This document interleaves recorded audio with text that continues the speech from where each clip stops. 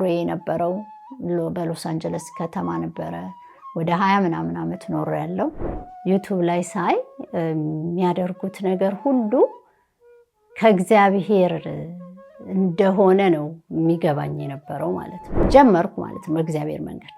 የዛን ጊዜ ደግሞ የበለጠ ፈተና ይመጣ ጀመር። ሞተር ሳይክል መኪና ውስጥ ቁጭ ያለ ነው የመሰለኝ ማለት ነው። ድምፁ ማለት በጣም ይጮህ ነበረ። ውጊያም አለው እንደገና ደግሞ መልስም አለው ማለት ነው። ስንጸና ባዶ ሆኗል ቤንዚኑ። ጠየኩት ቅዱስ ሚካኤል አንተ እንግዲህ ውሰደኝ መልሰኝ። በሕልም አሳይታኝ በነጋታው ወደ ትምህርት ቤት ላደርሳቸው በሁለተኛው ቀን ሲሄድ ዳይሬክተሩ ከስራው ወጥቷል ተባልኩ ማለት ነው። የመንፈስ ቅዱስ ካልሆነ በስተቀረ ይሄ ሊያደርጉት አይችሉም ብዬ በውስጤ ተሰማኝ። ክርስቲያን ቡና አይጠጣም የሚል መልእክት ሲያስተላልፉ ሰማው ማለት ነው። እጠጣ ነበር። እስከ ይዙናን ነው የሚሄደው። እዛ ሄድና እመጣለሁ። ቡና ነበረ በረከቦት አድርጌ አበባ አድርጌ ማከበር የነበረው ማለት ነው። ሻማ አድርጌ ሁልጊዜ ምን ይላሉ? በጸሎት ጠይቁ ነው የሚሉት። ተንበርክኬ ጸሎት አደረግኩኝ። እግዚአብሔር ከ3 ዓመት በኋላ ነው የተፈቀደልኝ ወደ ቅድስት ሀገር ኢትዮጵያ እንድገባ ማለት ነው። ነገር ግን ለነፍሳቸው ማትረፍ፣ ልጅን ማትረፍ፣ ለእግዚአብሔር ማድረግ ዓለም ብዙ ወስዶብናልና ሱሪ መድረግ ተለምዷል። ይሄ ሜካፑ ተለምዷል። ከዛ ለመውጣት መንበርከክና መጸለይ ይገባናል። ለምንድን ጥላቻን የሚዘሩት ብላችሁ እኮ መጠየቅ ይገባል። ንግስተ ነገስታት ጠርተውኝ አይደለም እኔ የመጣሁት።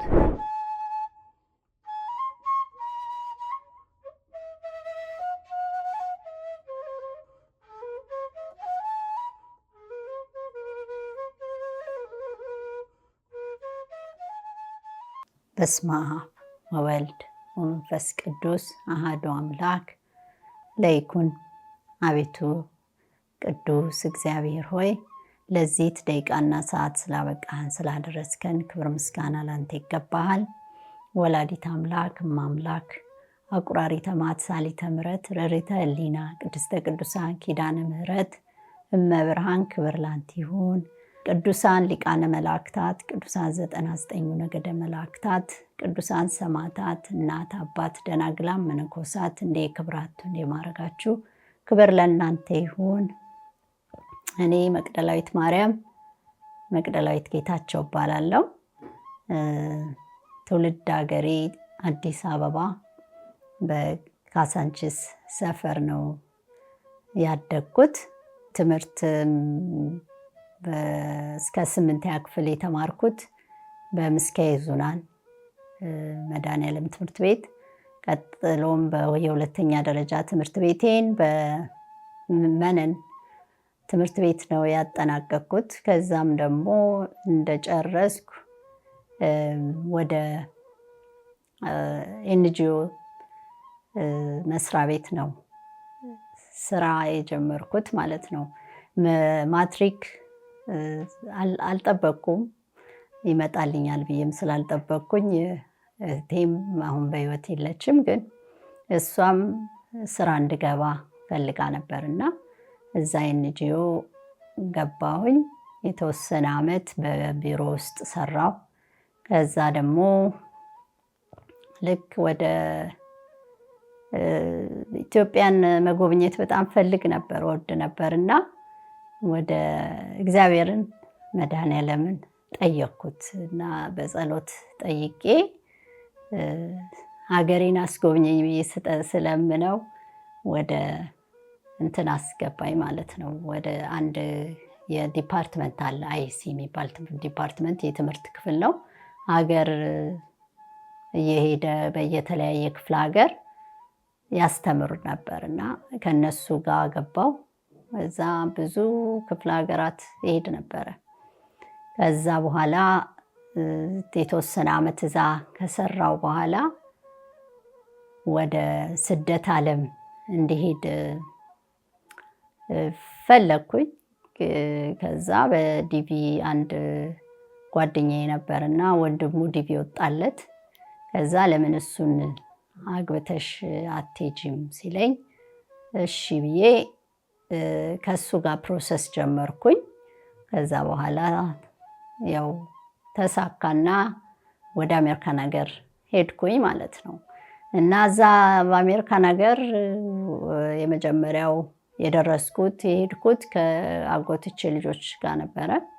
ከዛ እነሱ ቨርጂኒያ ሲቀሩ እኔ ጓደኛዬ ወደዚህ ለምን አትመጪም ስትለኝ ወደ ሎስ አንጀለስ ወደዛ ሄድኩኝ ማለት ነው። እና ኑሮም በዛ ጀመርኩ።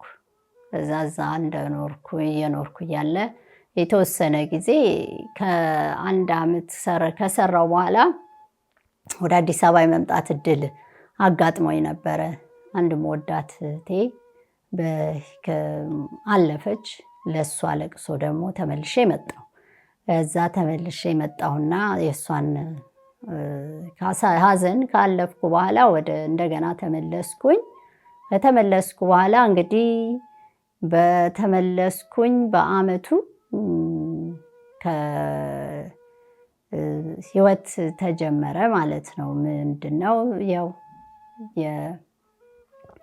የመጀመሪያ ልጄን ወለድኩኝ ማለት ነው። ህይወት ቀጠለ ማለት ነው። እና በዛ ህይወት ውስጥ ነበር የምኖረው። 7 ልጅ እናት ነኝ።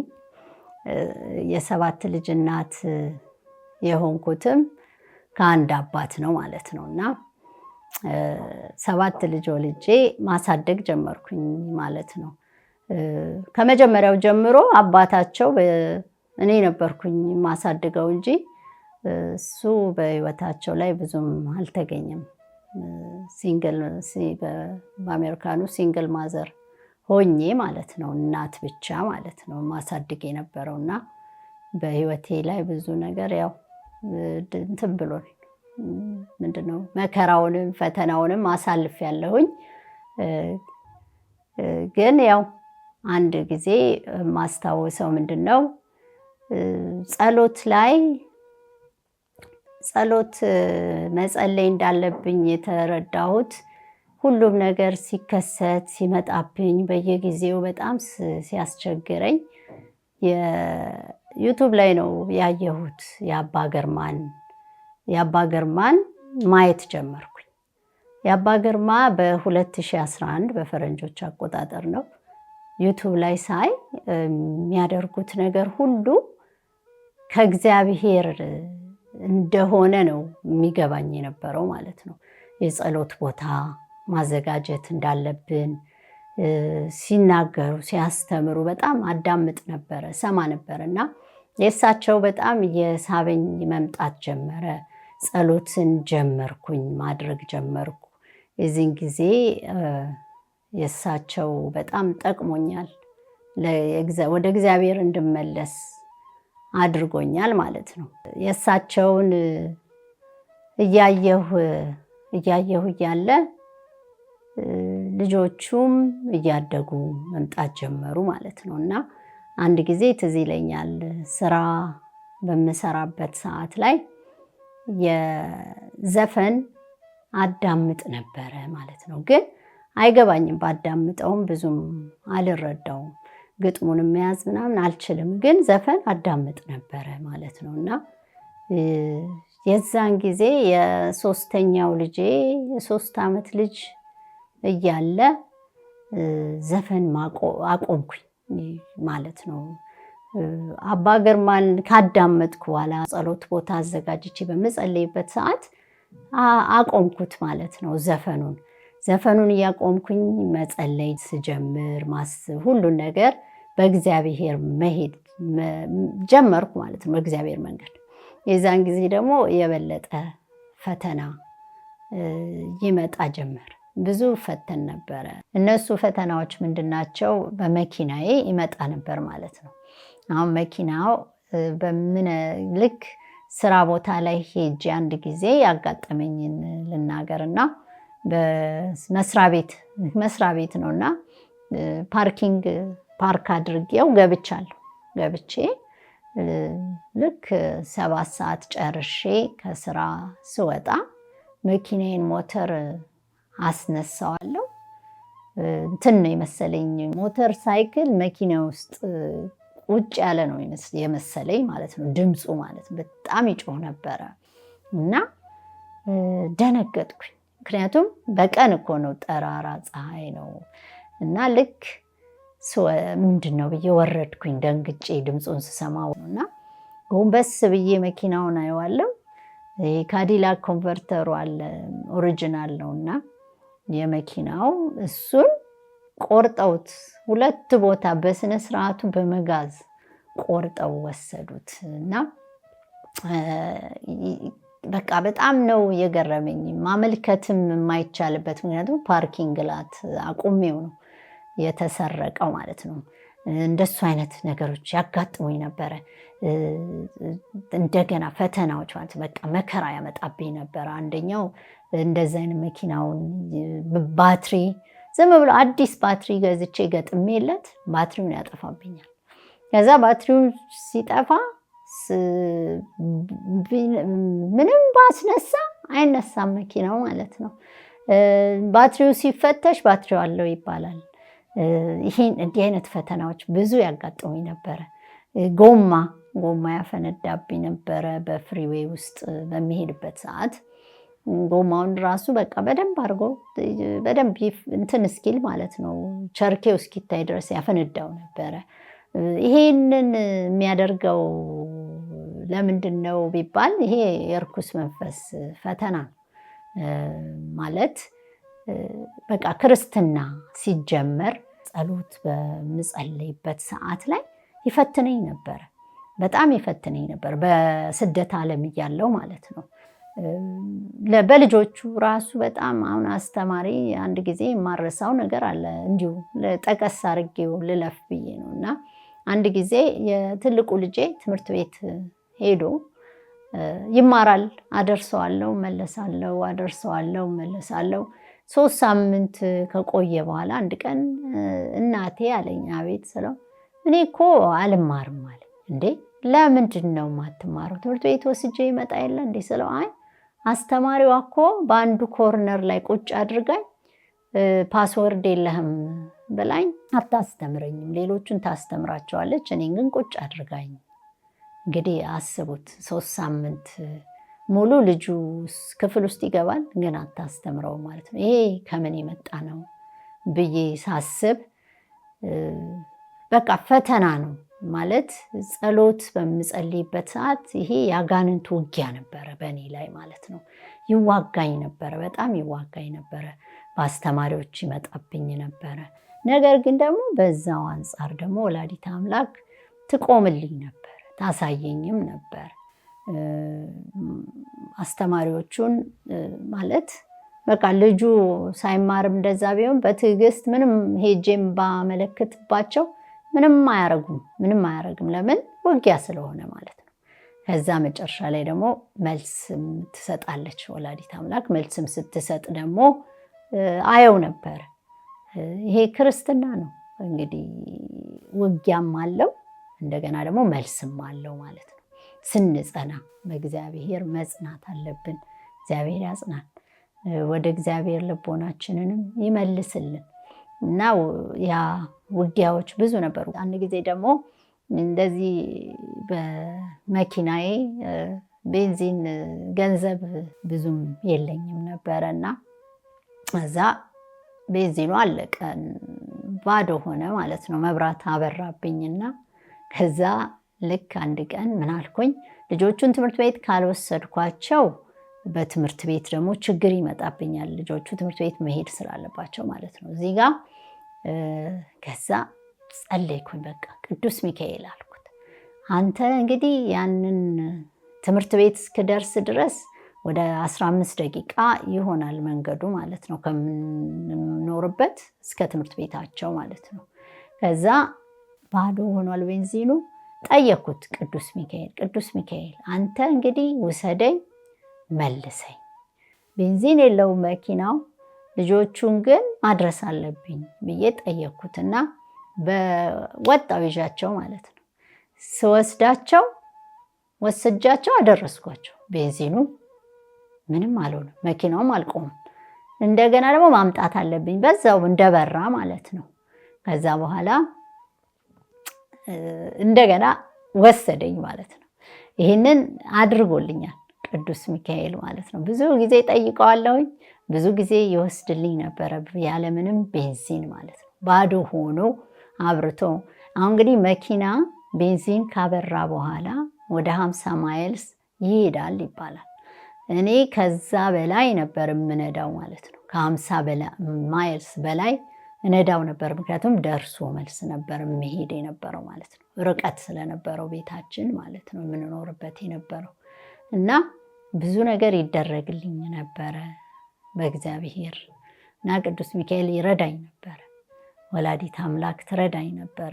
በዛም ስመለስ ልጁ ማለት ሄጄም አስተማሪዎቹን ይቅርታ ወደዛኛው ገባው ወደ ትምህርት ቤቱ ልመለስና የልጁን ጉዳይ በዛ ልጄ ምን አለኝ ሄድኩኝና አናገርኳቸው። ዋናውን ነበረ ዳይሬክተሩን ያናገርኩት። ምንም ፓስወርዱን እንድታወጣለት ንገሪያት ለአስተማሪዋ ብሎ አለኝ ማለት ነው። እና እዛ በቃ ምንም እንደማያደርጉልኝ ስለገባኝ ወደ ጸሎት ነው የገባሁት። ወላዲት አምላክ እንዴት ነው ይሄ ልጅ መማር አለበት ብዬ ጠየኳት ማለት ነው። እና ስጠይቃት በህልም አሳየችኝ ማለት ነው። በህልም አሳይታኝ በነጋታው ወደ ትምህርት ቤት ላደርሳቸው በሁለተኛው ቀን ሲሄድ ዳይሬክተሩ ከስራው ወጥቷል ተባልኩ ማለት ነው። ዳይሬክተሩም ወጣ፣ አዲስ ዳይሬክተር አስገቡ። ከዛ ትምህርት ቤቱ ራሱ ሁሉ አስተካከለች ማለት ነው ወላዲት አምላክ። ልጁም በስነ ስርዓት መማር ጀመረ አስተካክለውለት። እና ይሄ ምንድን ነው? እግዚአብሔርን በመጠየቅ በቃ ማለት ፈተና አለው፣ ቀላል ነገር አይደለም ክርስትና። ምክንያቱም አጋንንቱም ይዋጋናል፣ እሱም ይዋጋናል። እኛም ደግሞ በጸሎት እየጠየቅን ያንን ማስተካከል እንችላለን ማለት ነው። በጸሎት ብቻ መጠየቅ ነው። ከዛ እግዚአብሔር ራሱ ነው የሚያስተካክልልን። እና ማለት እግዚአብሔርን ይዣለሁኝ ብዬ ስለማምን እምነቱ ስላለኝ እስኪያልፍ ድረስ ታገስ ነበረ። ትዕግስት ስጠኝ ብዬ ጸልይ ስለነበረ ማለት ነው። እና በሱ አልፍ ነበረ። ከዛም አንድ ጊዜ ትዝ ይለኛል ልክ ትንሹ ልጄ 3 ዓመት ልጅ ሆኖ እያለ ቁጭ ብዬ እያየው የንግሥተ ነገሥታትን መልእክት መጣልኝ ማለት ነው። ያ መልእክት ምን ሆነ? እሳቸውን ሳዳምጥ ትዝ ይለኛል ዩቱብ ላይ የመጣው ማለት ነው ስለ ኢትዮጵያ ባንዲራ ኮከቡን አውጥተው ይሄ መኖር የለበትም ብለው በሚያቃጥሉ ሰዓት እሱን ነበር ያየሁት ማለት ነው። ከዛ ልክ ሳይ ገረመኝ። ይሄ አልኩኝ የመንፈስ ቅዱስ ካልሆነ በስተቀረ ይሄ ሊያደርጉት አይችሉም ብዬ በውስጤ ተሰማኝ። አወቅኩት፣ በቃ ከእግዚአብሔር ነው ይሄ እንጂ ማንም ሰው ይሄንን ሊያደርገው አይችልም ብዬ አልኩ ማለት ነው በራሴ። ከዛ መከታተል ጀመርኩኝ መልእክቱን። ሁል ጊዜ የሚያመልጠኝ የለም፣ መከታተላለሁ። ከዛ ጸሎቱም እየጨመረ እየጸለይኩ ስመጣ ከዛ በቃ ብዙ ቢያጋጥመኝም ብዙ መከራም ፈተናውም ቢያጋጥም አውቃለሁኝ አንድ ቀን እግዚአብሔር ወደ ሀገሬ ይመልሰኛል ብዬ አምን ነበር። እና ግን እንዴት እንደማደርገው አላውቅም። ከዛ አንድ ጊዜ ንግሥተ ነገሥታት መልእክታቸውን በማዳምጥ ሰዓት ክርስቲያን ቡና አይጠጣም የሚል መልእክት ሲያስተላልፉ ሰማሁ ማለት ነው። እጠጣ ነበር። እንደውም አንድ ጊዜ ትዝ ይለኛል የኢትዮጵያ ስቶር አለ፣ እዛ ሄጄ ብዙ ቡና ነበር የምገዛውና አንድ ልጅ እንደውም አይቶኝ ካፍቴሪያ አለሽ እንዴ ብሎ አለኝ፣ ጠየቀኝ። ምክንያቱም የገዛሁት አገዛዝ በጣም ብዙ ቡና ነበረ ማለት ነው። ጓደኞች ስለነበሩኝ ለነሱም አፈላለው እንጠጣ ነበርና ከዛ ካዳመጥኩ በኋላ ለካ አይጠጣም ብዬ የመጀመሪያ ያደረኩት ምንድነው ጀበናውን አውጥቼ ሰበርኩት ማለት ነው። አውጥቼ ሰበርኩት። ከዛ ቀጠልኩና ሲኒዎችም እነሱን አውጥቼ ጣልኩኝ ማለት ነውና ከዛ ጓደኞችም ቡና የለም እንዴ ይላሉ። ሻይም ሲባል በቃ በሻይ ቅጠል አይጠጣም። ይህንንም ስነግር ያው ጓደኞቼ ደስተኞች አልነበሩም፣ በቤትም አይመጡም ነበር። ምክንያቱም እኔ መከታተል ጀመርኩ የንግሥተ ነገሥታት ትክክለኛ የእግዚአብሔር መልእክት የወላዲት አምላክ መልእክት መሆኑን አመንኩኝ። ምክንያቱም ትክክል ስለሆነ ማለት ነው። እኔ ያደግኩት እንግዲህ እድገቴ በምስካየ ኅዙናን በመድኃኔዓለም ስር ነው። አውቃ ማለት ፍቅሩ አለኝ ለመድኃኔዓለም ፍቅሩ ስለነበረኝ በልጅነቴም እንደውም አከብር ነበረ ሁሉ ማለት ነው። ሁል ጊዜ በ27 በባሕረ ሐሳብ አከብር ነበረ። ምንድነው ማከብር የነበረው? መድኃኔዓለም ቀን ቤተክርስቲያን እሄዳለሁ። ከዛ ምስካየ ኅዙናን ነው የምሄደው። እዛ ሄድና እመጣለሁ። ቡና ነበረ በረከቦት አድርጌ አበባ አድርጌ ማከብር የነበረው ማለት ነው፣ ሻማ አድርጌ። ከዛ ሲነገር ነው ንግሥተ ነገሥታት ሲናገሩ ነው ያወቅኩት ያ ቡና ለካ ያኔ በልጅነቴም ሆኖ ማንም ያስተማረኝ የለም የነገረኝ የለም። ነገር ግን ንግሥተ ነገሥታት ሲናገሩ ሰምቼ ያን ቡና አቆምኩኝ ማለት ነው። ከዛ ደግሞ ሌላ መልእክት ሰማሁኝ ማለት ነው። ያ መልእክት ምንድነው? ወደ ሀገራችሁ ግቡ የሚል መልእክት ሰማሁ ማለት ነው። ወደ ሀገራችሁ ግቡ፣ እንዴት ነው የምገባው ብዬ አሰብኩ ማለት ነው። እና ልጆች ይዞ ሲገባ ብዙ ነገር ያስፈልጋል የሚል አለ። አንድ ልጅ ይከብዳል፣ ብዙ ሰው ነው የሚያስፈራራው ማለት ነው። እና እኔ ግን በቃ እንደዚህ ሲሉ እግዚአብሔርን ለመንኩኝ። ደግሞም ሲናገሩም ሁልጊዜ ምን ይላሉ? በጸሎት ጠይቁ ነው የሚሉት። በጸሎት ጠይቁ ስለሚሉ እኔም ተንበርክኬ ጸሎት ነው የጠየቅኩት ማለት ነው። በጸሎት ጠየቅኩና ልጆቹን ይዤ እንድገባ ጠየቅኩኝ። የጠየቅኩት ጥያቄ ያው ወደ ሀገር ወደ ኢትዮጵያ ልጆቹን ይዤ እንድገባ ፈቃድህ ከሆነ ብዬ ተንበርክኬ ጸሎት አደረግኩኝ። እግዚአብሔር ከ3 ዓመት በኋላ ነው የተፈቀደልኝ ወደ ቅድስት ሀገር ኢትዮጵያ እንድገባ ማለት ነው። እና ከዛ ከተፈቀደልኝ በኋላ አስተካክዬ እኔ በዛ ሀገር ላይ ስኖር አጠራቅሜም አይደለም፣ ሰውም ረድቶኝ አይደለም፣ እግዚአብሔር ነበር የሚረዳኝ ማለት ነው። እና ልክ ወደዚህ ሀገር ልመጣ ሁሉን ያስተካከለልኝም ቅዱስ እግዚአብሔር ነው። በቃም ማለት ሁሉንም የቲኬቱን ገንዘብ ሁሉንም በሚገርም ሁኔታ እግዚአብሔር አስተካክሎልኝ ወደ ሀገር ኢትዮጵያ ገብቻለሁ ልጆቼን ይዤ ማለት ነው። እና ልጆቹን ይዤ ስገባ እንደውም አንድ አጋጣሚ ነበረ እና እሱ አጋጣሚ ምንድነው? ትኬት ልጄ የመጀመሪያው ልጄ ሃይ ስኩልን ጨረሰ ማለት ነው። 12ን ሲጨርስ እኔ ምን አደረግኩኝ? በዛን ያው የእረፍት ጊዜ ስለሚኖራቸው ሁሉም ልጆች ከትምህርት ቤት ስለሚወጡ ወደዚህ ለመምጣት አመቺ ነው ለቫኬሽን በጊዜው ማለት ነው። እና በዛ ተነስቼ ልመጣ ትኬት ቆረጥኩ ማለት ነው። ትኬት ስቆርጥ እኔ ትኬቱን የነገርኳቸው ጁን ላይ ነው። በጁን 18 ነው ምናምን አለኩኝና ደወለችልኝና አይ ትክክል አይደለም ቀኑን የነገርሽኝ፣ ይሄኛው አይደለም ቀኑ ይሄኛውን ነው ያልሽኝ ብላ ነገረችኝ ማለት ነው። እኔ ያልኩት ቀን እሷ እንግዲህ ወላዲት አምላክ ናት የቀየረችው ብዬ ነው ማምነው። በሚቀጥለው ወር አድርገው በሚቀጥለው በጁላይ ላይ ወደ ኢትዮጵያ ገብተናል ማለት ነው። ኢትዮጵያ ሀገር ስገባ ማለት ብዙ ፈተናዎች እንደሚኖሩት ገምቻለሁ። ምክንያቱም እዛ ያሳለፍኩት ስላለኝ እዚህ ደግሞ መጥቼ እንደ ቅድስት ሀገር ናትና ግዴታ ማሳለፍ ያለብኝን ማሳለፍ እንዳለብኝ አምናለሁ።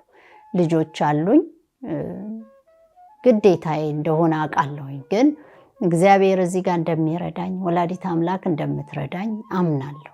አምኜ ነው የመጣሁት። ምክንያቱም መልእክቱን ሰምቼ በጸሎት ጠይቄ ተፈቅዶልኝ ነው ወደ ኢትዮጵያ የገባሁት።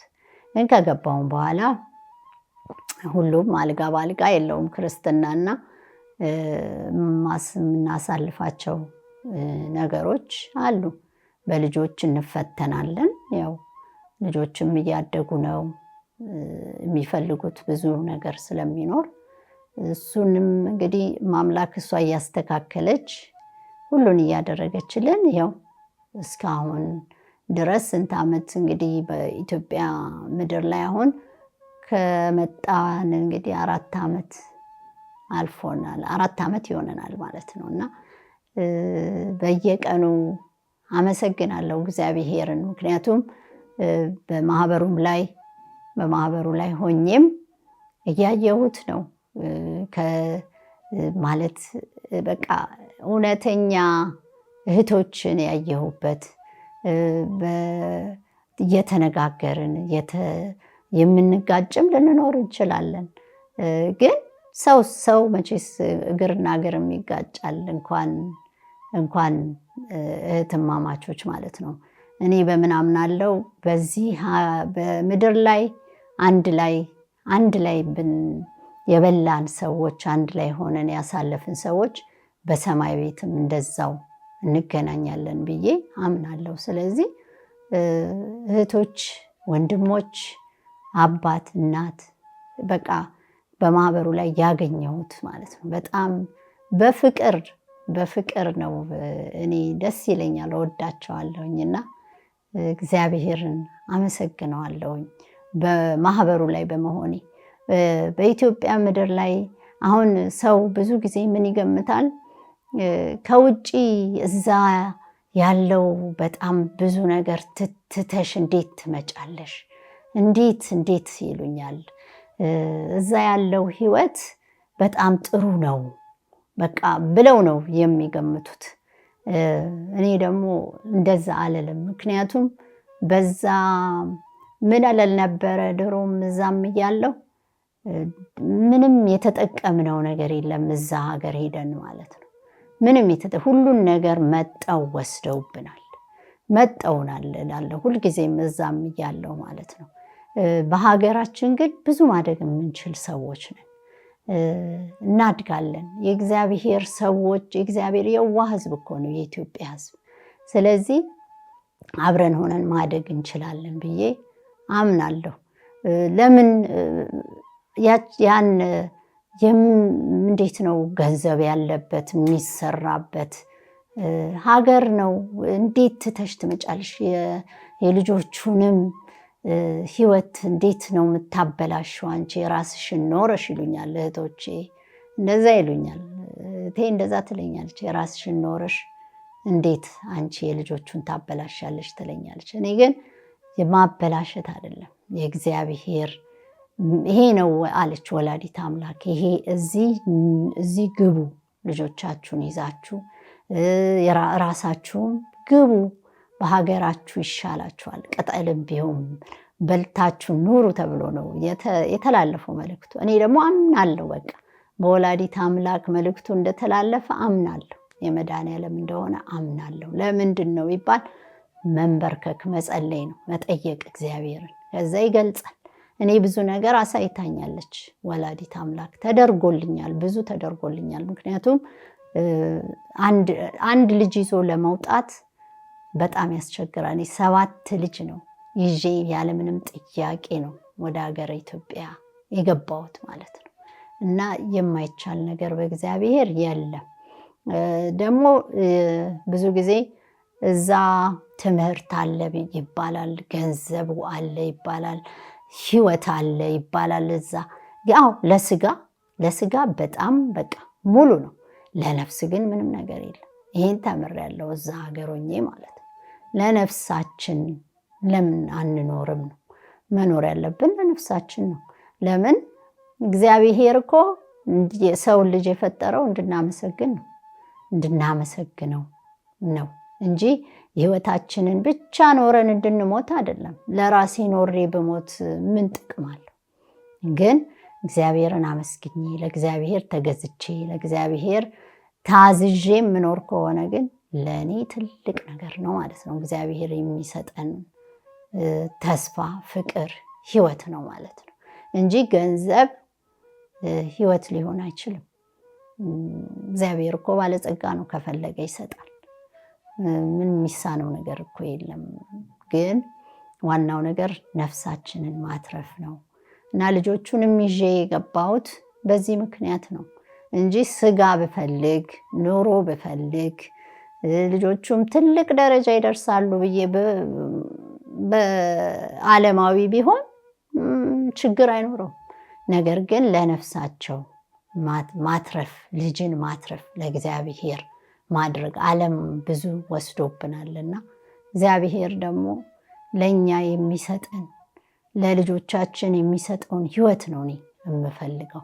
ለዚህ ነው ወደ ሀገር ኢትዮጵያ የገባሁት ማለት ነው። እሱን ትእዛዙን አክብሬ ነው የእግዚአብሔርን ትእዛዝ የወላዲት አምላክን ትእዛዝ አክብሬ ነው የገባሁትና በዚህ ምክንያት ነው እንጂ እኔ እንጃ ኢትዮጵያን ድሮም ነው የምወዳት። እኔ አንድ አጋጣሚ አለኝ፣ ወደኋላ ልመለስና ልንገራችሁ ማለት ነው። ይሄ ምንድነው? አንድ ፕሮፌሰር ኮሌጅ በሚሄድበት ሰዓት በጣም አረሳውም። ምክንያቱም ምን አለኝ፣ ከየት ነሽ አለኝ። ከየት ሀገር ነው የመጣሽው አለኝ። ከኢትዮጵያ አልኩት። ከኢትዮጵያ ስለው እንትን አለኝ፣ አንቺ እድለኛዋ ነሽ፣ አንደኛዋ እድለኛዋ ነሽ እዚህ የመጣሽው አለኝ ማለት ነው። በጣም ነበር የተናደድኩት በዛን ሰዓት። በዛን ሰዓት ደግሞ ብዙ ነገር እያጋጠመኝ የነበረበት ሰዓት ነበርና እዛ ዞር ብዬ እንግሊዘኛውን ራሱ እንዴት እንደተናገርኩት እግዚአብሔር ነው የሚያውቀው። ምን እስቲ ንገርኝ፣ ከኢትዮጵያ መጥቼ ምን አገኘው? የእናንተን ቢል ነው የምከፍለው፣ ለእናንተ ነው፣ ደማችንን ነው እንደውም የመጠጣችሁት አልኩት ማለት ነው። በጣም ነው ያዘንኩት። ምክንያቱም እንደዛ ብለው ነው እኛን የሚወስዱን ማለት ነው። እኛ ግን ኢትዮጵያ ሀገር ላይ ኢትዮጵያ ሀገራችንን እንዴት ነው የምናያት? በዛ ሀገር ስንኖር ምን አይነት አድርገው በቃ እኛ ችግርተኛ ሆነን ነው የሚሰማቸው። በቃ ተቸግረን ምንም ነገር የሌለን ድሃዎች ነው አድርገው የሚቆጥሩንና ግን ኢትዮጵያ ልዩ ናት፣ ጸጋ ያላት ሀገር ስለሆነች እኔ አምኜ ነው የመጣሁት። የወላዲት አምላክ ትእዛዝ አገራችሁ ግቡ ብላ ስትል አምኜ ነው ልጆቹን ይዤ የመጣሁት። ልጆቹም ደግሞ ለወደፊት ትልቅ ደረጃ እንደሚደርሱ አምናለሁ በእግዚአብሔር ዘንድ ማለት ነው። ስለዚህ በስደት ዓለም በምኖርበት ሰዓት ላይ ብዙ ነገሮች ነበሩ ማሳልፋቸው። በስራም ቢሆን ስራም እንሰራለን፣ ሰርቼ ግን ምከፍል የነበረው ወደ ያው የቤት ኪራይ ይከፈላል፣ የመኪና ኢንሹራንስ አለ፣ ምግብ አለ፣ ምን ሁሉ ነገር በነፃ የሚባል ነገር የለም። ሁሉ ነገር ተከፍሎበት ነው። ለስጋ ይኖራል ብያለሁ። አሁን ግን በዚህ በመድኃኔዓለምና በቅድስት ድንግል ማርያም ማህበር ስር እዚህ ሆኜ አብሬ በመኖሬ በጣም እድለኛ ነኝ እላለሁ። እድለኛ ስለሆንን ነው በመስቀለ ጊዜ ተሰብስበን እያከበርን በነቢየ ሄኖክ በቅዱስ ሄኖክ ዘመን አቆጣጠር እንድቆጥር ያደረጉኝ ንግስተ ነገስታት ናቸው። እውነተኛ ናቸው። በቃ ማለት ተንበርክኮ መጠየቅ መጸለይ እኮ ነው። እግዚአብሔር ልብን ቀና ማድረግ ነው። ከዛ እግዚአብሔር ራሱ ይገልጸዋል እንጂ ከኖሬ የነበረው በሎስ አንጀለስ ከተማ ነበረ። ወደ 20 ምናምን ዓመት ኖር ያለው ከዛ ነው ልጆቹን ይዤ የገባሁት። አብደሻል ወይ ይሉኛል፣ ግን አይደለም፣ የእግዚአብሔርን መንገድ መከተል ነው እና ትክክለኛ አክብሬ አስከብሬ ልሙት ባሉት ንግስተ ነገስታት እኔም እንደዛው እከተላለሁ ማለት ነው። እና እግዚአብሔርን አመሰግናለሁ፣ ወላዲት አምላክን አመሰግናለሁ። እዚህ ቁጭ ብዬ ራሱ በመናገሬ ደስተኛ ነኝ። አሁን እዚህ ማህበር ላይ ለምን እንዴት ቆምሽ ለሚባለው ነገር ማለት ነው በጸሎት ነው። በቃ መጠየቅ ነው። እግዚአብሔርን ተንበርክኮ በጸሎት መጠየቅ። ምክንያቱም ቀላል አይደለም። ሕግና ስርዓቱን ነው የምናከብረው ማለት ነው። ይሄ ምንድን ይመለከታል? ሴት ልጅ ሱሪ እንደማታደርግ፣ ቀሚስን ለብሳ ቀሚስ ራሷን ትሸፋፈን ነው የሚለው አይደል? መጽሐፍ ቅዱስ ላይ ያለ ነገር ነው እና ሴት ልጅ የወንድን ልብስ አትልበስ ይላል። ስለዚህ ይህንን ካደረግን ሴቶች ወንዶችም ደግሞ ለማይገባን ነገር አለማድረግ ነው። በቃ ትእዛዙን 10ቱ ትእዛዛት እኮ ተጽፈውልናል። ሕግና ስርዓቱን የቤተ ክርስቲያንን ማክበር እሱን ነው። እሱ የሚከብደን አለን ማለት ህይወቱን የለመድ ነው። በቃ ህይወት ለምደን እንዴት ምን አይነት ህይወት ለመድን? የዓለሙን በጣም እኛም እኔም ቢሆን ስለ ራሴ ስናገር እኮ ሱሪ እኮ ለባሽ ነበርኩኝ። እኔም ሱሪ ለብስ ነበር በጣም። እንደውም እህቶቼም ወንድሞቼም ይገርማቸዋል። እንዴት ነው እንደዚህ አይነት አለባበስ መልበስ በጣም ይጨንቃቸዋል። ለምን? ስለማያውቁኝ ማለት ነው። የሚያውቁኝ በሱሪ በጣም ሱሪ አደርግ ነበር እኔ ማለት በቃ ዝነጣ ነው የሚመስለን ማለት ነው። ያ ያስተማረኝም ስላልነበረ ነው። ግን ቀሚስ በቃ ሕግና ስርዓቱ ሲባል ከዛ ነው የጀመርኩት ማለት ነው። ሻሽ ማድረግ ጀመርኩኝ፣ ቀሚስ ማድረግ ጀመርኩኝ። ስመለስላችሁ እኮ እዛ አሜሪካን ሀገር ሆኜ ነው ቀሚስ መልበስ የጀመርኩት፣ ሻሽ ማድረግ የጀመርኩት ማለት ነው። የዚህን ጊዜ እንደውም እኮ ኢትዮጵያኖች ራሳቸው ኢትዮጵያን ስቶር በሚሄድበት ሰዓት እኮ ይሸሹኝ ነበር። ሰልፍ ላይ ራሱ ይሸሹኝ ነበር፣ አይጠጉኝም ነበር። ምክንያቱም ለምደነዋል፣ የዛን ህይወት ለምደነዋል። ለመውጣት እንቸገራለን። ነገር ግን በጸሎት እየጠየቅን እግዚአብሔርን እየለመንን እየተማጸንን ወደ መንገድ መግባት እንችላለን ብዬ አምናለሁ። ምክንያቱም የእግዚአብሔር ልጆች ነን፣ መመለስ አያቅተንም። ምክንያቱም እኔም ራሴ እዛው ስለነበርኩበት ማለት ነው። ቀሚስ አላረግም ነበረ። ቀሚስ ባደርግም አጭር ነበር ማደርገው። ብዙ ጊዜ ለልጆቼ ይኸው ቀሚስ መደረግ እንዳለበት አስተምራቸዋለሁ። እና ወደ እግዚአብሔር መመለስ ነው። በቃ የሚከብደን እንደሚመስለኝ ከሆነ የሰውን ሁሉ ሳየው እንትን ነው፣ ኑሮውን ተለማምዶታል። በቃ ቡና መጠጣት ተለምዷል፣ ሱሪ መድረግ ተለምዷል፣ ይሄ ሜካፑ ተለምዷል። ከዛ ለመውጣት መንበርከክና መጸለይ ይገባናል። ወደ እግዚአብሔር ይሻለናል። ይሄ እግዚአብሔር እኮ የፈጠረን ውብ አድርጎ ሰራን፣ በአምሳሉ ፈጠረን ነው የሚለውና ይህንን ማድረግ እንችላለን።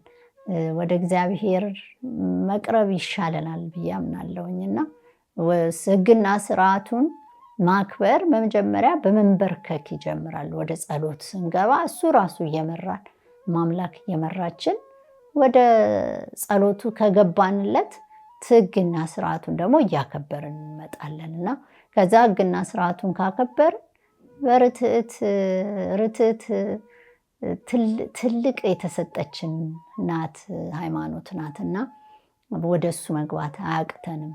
አሁን ሰው ተለማምዶታል ህይወቱን፣ በዛ ነው ብዬ አምናለሁና ወደ እግዚአብሔር በመንበርከክ በጸሎት በመትካት ሕግና ስርዓቱን ማክበር ይቻላል። ሕግና ስርዓቱን ደግሞ ካከበርን ለእግዚአብሔር የሚሳነው ነገር የለም። ሁሉም ነገር ይደረግልናል ብዬ አምናለሁ፣ እሱ የፈቀደውን ማለት ነው። እና በመጨረሻ መናገር የምፈልገው በሚዲያ ላይ እየወጡ የሐሰትን ወሬ የሚናገሩት በእውነት በጣም ነው የሚያሳዝነው። ምክንያቱም የሰው ልጅ በእግዚአብሔር መንገድ ትቶ በመጥፎ መንገድ እንዲሄድ የሚመራውን ነው እያደረጉ ያሉት። የእግዚአብሔር ሕዝብ ይህንን ሊገባው ይገባል። ምክንያቱም እስቲ እዚህ ጋር ምንድን ነው የተደረገው? ምን ተደረገ? እስቲ በሕግና ስርዓቱ ኑር፣ እግዚአብሔር አክብር፣ ወላዲት አምላክን አክብር። ቤተ ክርስቲያን ስትገባ ጫማህን ከቅጥር ግቢው ሳትገባ አውልቅ። አሁን እንግዲህ ንግስተ ነገስታት የተናገሩት እስቲ ምን ክፋት አለው? ቡና ክርስቲያን አይጠጣም፣ ሴት ልጅ ትሸፋፈን። አምን እንዴት ነው የሚገባን? እንዴት ነው አሁን የሐሰት የሚናገሩት? ለምንድን ነው የሚናገሩት? ለምንድን ነው ይሄ ትክክለኛ አይደለም ብለው ሊያወሩ የቻሉት? ለምንድን ነው ብላችሁ ራሳችሁን መጠየቅ ይገባችኋል ብዬ እላለሁ። ምክንያቱም አንድ ሰው ሲናገር የተናገረውን ዝም ብለን እኮ ማመን አይገባንም። ለምንድን ነው ይሄ የተናገረው ብሎ እኮ እግዚአብሔር እኮ ይጠየቃል። መጸለይ እኮ አለብን። ለዛም ሰው እኮ መጸለይ አለበት። ትክክለኛም ያልሆነውም ሰው እኮ ለምንድን ነው ይሄን የተናገረው ብሎ ልጸልዩለት ራሱ ይገባል፣ ሊጸለይለት ይገባል ብዬ አምናለሁ።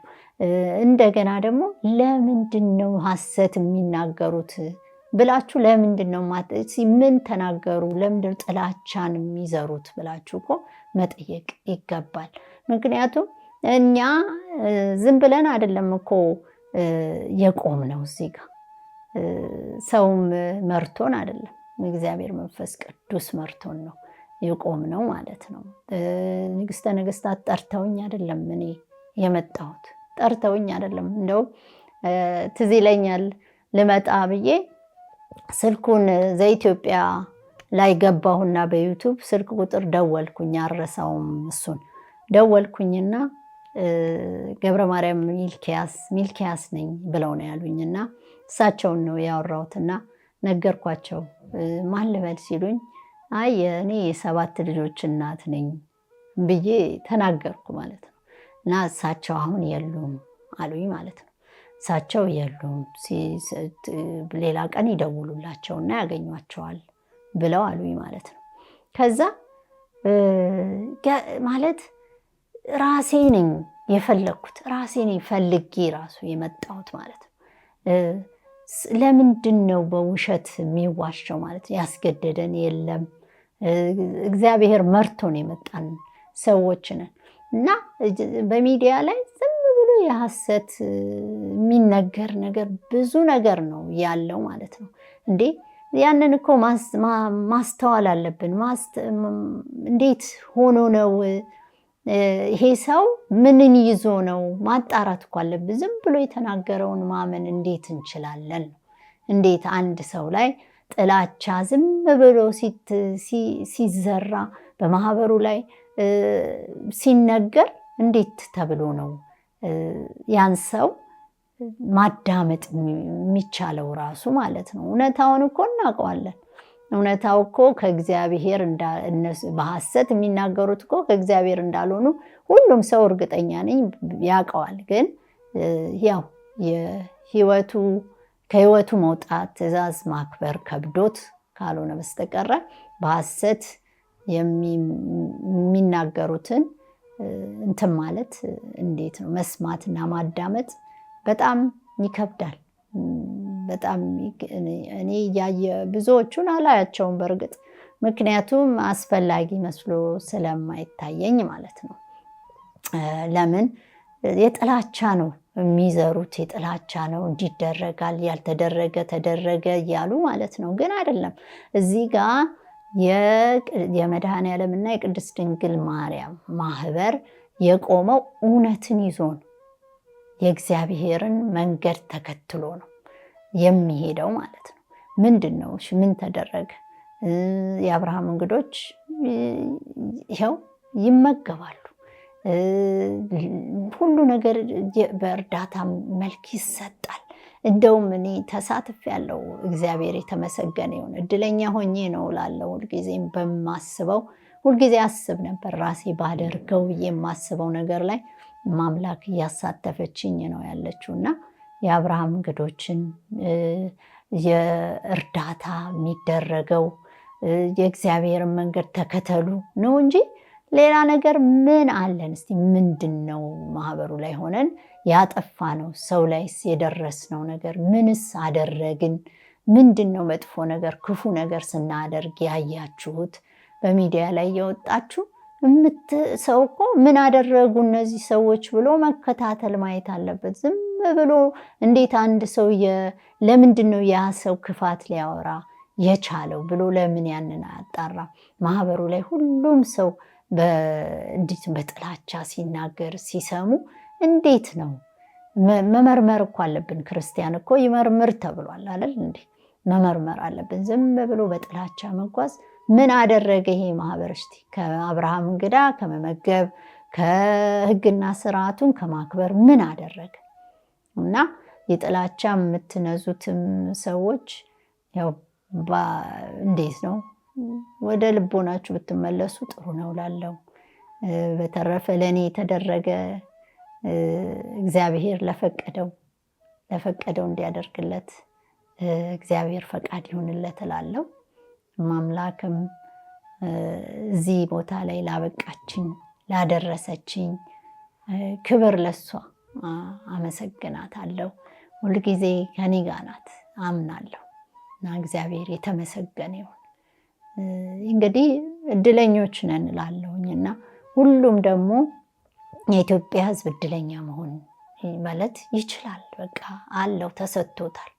የእግዚአብሔር ሕዝብ ነው ተብሎ እኮ የአስራት ሀገሯ ናት የወላዲት አምላክ ነው የተባልነውና መሆን ይቻላል። ሐሰተኛን ማውጣት ይቻላል። የሐሰት የሚዘሩትን ሁሉ ማስቆም ይቻላል። ምክንያቱም በፍቅር ነው መጓዝ ያለብን ብያምናለሁና እግዚአብሔር ይስጥልኝ። ወስብሐት ለእግዚአብሔር ወለወላዲቱ ድንግል ወለመስቀሉ ክቡር። ይመሐረነ ወይስሐለነ በርትዕት ተዋሕዶ ሃይማኖት ያጽናን ለይኩን።